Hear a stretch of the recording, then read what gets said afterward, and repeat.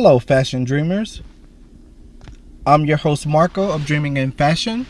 Welcome to another week of this podcast where we discuss all things fashion. And let's start the show. Audio Jungle.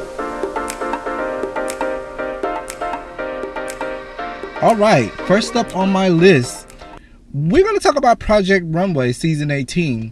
So, you guys, when I first got into fashion design, that was one of the things that made me want to become a designer, because of Project Runway was back in 2004, and I watched it over the years, and you guys, and I was just like, oh, this is a good show. I was so inspired by it and different things like that. But then after I graduated fashion school and I moved to New York City, and I ran into a couple of the contestants that were on the show, it kind of put a bad taste in my mouth after they told me what they told me about this actual show. I stopped watching the show. I did. I missed maybe like 10 seasons, guys. I may have stopped watching maybe like 2008 or something like that. And well, actually, it may have been around 2010, because that's around the time that I left New York. So it was around that particular time. And so this new season, you guys, I really love it. I can't even lie. I like it. It's really good. I can't wait to see who wins. I like that the people that they have on there it's a very diverse group of people that's on there, and they all have their own aesthetic, and they're all different. They all have their unique element that they have and that they bring to the table. So, but this one particular episode, you guys, if you haven't watched it, this is a spoiler alert for if you haven't watched the season or the episode. So this is a spoiler alert. Sorry, guys. So the designers were asked to use like an upcycle clothes from like the Goodwill to create like a new look for Carly Kloss. Carly Kloss is the judge or the host that replaced Heidi Klum, right? So they was making a garment for her to wear to the CFDA event in Paris. And one of the contestants, Tyler, I can't pronounce his last name, so I'll spell it for you guys. It's Neasloney, landed at the bottom of the pack. So after revealing his particular design, and he described it as a very traditional Montauk, Martha Vineyard, Cape Cod Americana vibe. And Carly asked him how he felt about the design that he made, and he said he was happy with it. And then, of course, Brandon Maxwell chimed in saying, it's definitely wearable, just not to the places that you mentioned.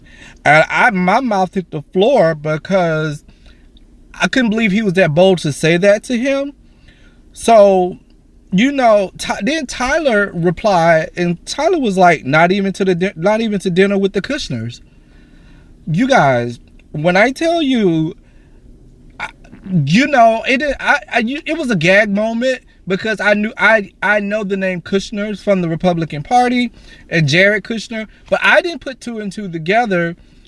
And I was in my mind, I was thinking that, wait, Carly cannot be his wife. So I go down to the good internet called Google, and I Googled who her husband was, and it's his brother, Jared Kushner's brother, Josh.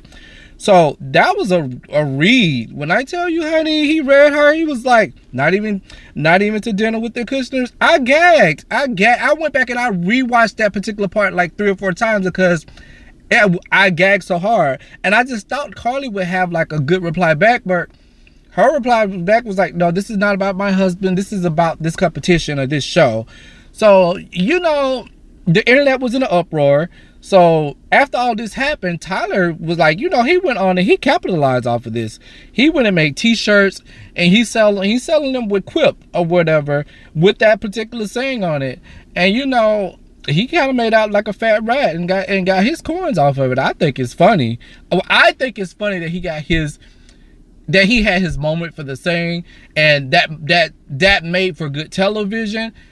Some people were saying that, hey, he shouldn't have said that, or hey, he shouldn't have did that. But to me, I'm just in my mind, I'm thinking like, It makes for good TV. That's all I can say about it. I don't think it was good or bad. I just think that it made for good TV. Like I said, he made out like a fat rat. He got his slogan. It did his thing. So it is what it is. Now, next up on my list here, we're going to talk about Louis Vuitton. Louis Vuitton is closing, or Louis Vuitton as they would like to say, Louis Vuitton is closing one of their stores in Hong Kong. So because of the ongoing anti-government protests that have like disrupted the business, and that's according to like the South China Morning Post newspaper. And they're just saying that LVMH operates 8 stores in Hong Kong, and they're closing their store at the Times Square Mall in Causeway Bay Shopping District. And it's basically due to the political unrest. And they just said that this, like the protests and different things like that, have kept the tourists away and causing issues with sales. And LVMH reported that 25% slump. It dropped 25% in their sales in the third quarter. And like Gucci, Salvatore Ferragamo, Moncler, and others have seen even bigger declines. So they're saying that following Louis Vuitton, Prada is said to be closing its Causeway Bay location in March 2020. So that's crazy, you guys. But we just mentioned politics. When things are wrong and things are not right, people take to the street. It is what it is. And it just kind of makes me think of that whole, like what I just mentioned in the last topic about Carly. I couldn't believe that Project Runway would bring someone of her particular, I guess, background. I don't know. Don't quote me on this. If she's an alleged Republican, I don't know. And the fashion industry is one of those type of industries. Well, it's filled with people. I would say this. It's filled with an industry of a lot of people from the LGBTQIA community. I don't know how that works out. But anyway, back to the LVMH, closing the store. People gonna take to the streets. That's what they do. All right. So on a lighter note, we're gonna talk about Knockaround. Knockaround is your source of great shades that won't break the bank. Their lineup of unisex sunglasses offer a wide range of good-looking, timeless styles in a ton of different color combinations, from bright and bold to subtle and classy, and designed for pretty much any face, size, and shape. And best of all, it won't cost you an arm and a leg to protect your eyes. Their shades start at just $10, with polarized sunglasses starting at $15. They also offer a limited edition collaborations and an active design your own custom shop. Now, you get a free shipping on orders over $50 and free returns if you don't love them. So stop spending a fortune on sunglasses. Follow the link in the show notes and let Knockaround know that we sent you. It gets you 20% off of your first order, and it helps support our show. All right, speaking of shows, last weekend I had the pleasure of watching ajandthequeen, the series. Okay, this is gonna be a spoiler alert. I'm gonna say that before I even start talking about this.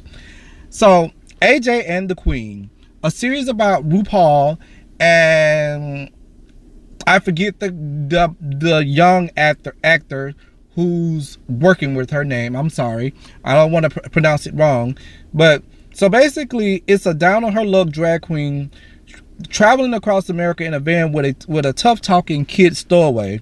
So, you guys, this show, oh my god, it's emotional, it's fun, it'll make you laugh. I really like this series, and I've seen drag queen movies. Well, I take that back. I've seen movies of RuPaul when I was younger, and her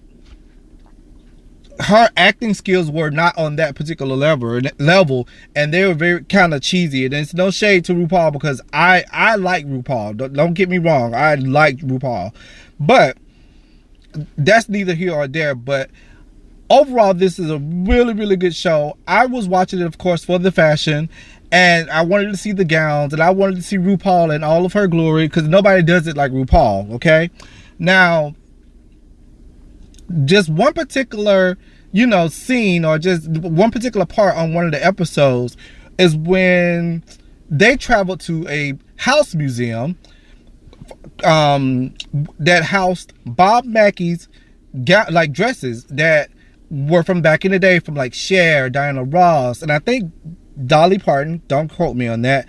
And RuPaul had she had the opportunity to try on all these gowns and different things like that. That was a really good moment because, you know, I told you I love fashion, guys. You know that. So seeing her in all those glitter gowns, and she got to do a performance in one of the Diana Ross numbers. Oh my God, it got my life. Got my entire life, okay? So if you haven't saw AJ and the Queen, make sure that you go over to Netflix and you watch that. It's a good series, and I think that it's good enough for kids to watch. I think that it's kid friendly. But speaking of Netflix, while we're on the topic of Netflix, they're coming out with a new series called Next In Fashion Show. So it's going to be hosted by Queer Eye Tan France and Alexa Chung. Now, I'm interested to see what this show is going to be like, because I really got a feeling it's going to be like that show called, remember the show, guys, from back in the day called The Fashion Show? It had like Isaac Mizrahi and Kelly Rowland as like guest judges. I think that this show is going to be similar to that in some sense. So I'm really looking forward to that. So guys, that's 2 shows right there that I've given you that you should go and check out on Netflix. AJ and the Queen and Next In Fashion Show. So I don't know when the Next In Fashion Show comes out, but keep your eyes out for that, okay? So next up on my list, we're going to talk about an artist here. I like her music. You know, her music is a bop, and I like it. I can't lie. And I did not know that this recent thing that I discovered about her. So you guys know, maybe like an episode ago, I talked about, well, maybe last episode, I talked about ethical fashion and sustainable fashion. And so Megan Thee Stallion is collaborating with Depop, and basically she's partnering with them to do like a global social shopping. Well, they are a global shopping app featuring independent sellers. So on a special sale of items, so they're doing like a special sale on her items from her closet, as well as the items from the Hot Girl Summer video and the All That video. So it has already launched. It launched on January 17th, guys. So make sure that you're going to check that out. I think that that's a really good thing. Like I told you guys in the last episode, I had no clue about ethical and sustainable fashion. I had no clue. I stumbled upon it by looking up topics to come and discuss with you guys with this podcast. And, you know, and since I, like, you know, became knowledgeable of it, I'm seeing it everywhere. And I'm seeing more people, you know, doing this. And I think it's a good idea. And hey, I may do something like that myself, because just think about it. I think that we all have clothes that we don't wear anymore. You know, some people take their clothes to the Goodwill, some people don't. I know me personally, you know, don't fault me for this, but I usually don't. I just keep them, because what I usually end up doing is I always tell people that, well, we all know that fashion is like, it's like a cycle. It goes in and it comes back all the time. It never ends. It goes in and it comes back. But what I like to do is mix old in with new. We see all these trends that always come back all the time. Because look at all the kids now dressing like they're from the 90s and the 2000s. And that was literally my era that I grew up in. So I'm like, hey, I'm just going to keep all my clothes from the 2000s. And I still have clothes from the 2000s, believe it or not, that I can still wear. So I just think that, you know, I think that's a good thing that she's doing. And you guys, you should really look into the ethical fashion or the slow fashion movement. Look into that, guys. It's a good thing. So next up on my list here, well, actually, that's the end of the list. Sorry about that, guys. So, guys, that's the podcast for the week. Make sure that you guys are listening on Spotify, Stitcher, iHeartRadio, TuneIn, Podcast Addict, YouTube, Rumble, and Google Podcasts. Now, make sure that you guys comment and subscribe. And until next time, keep dreaming.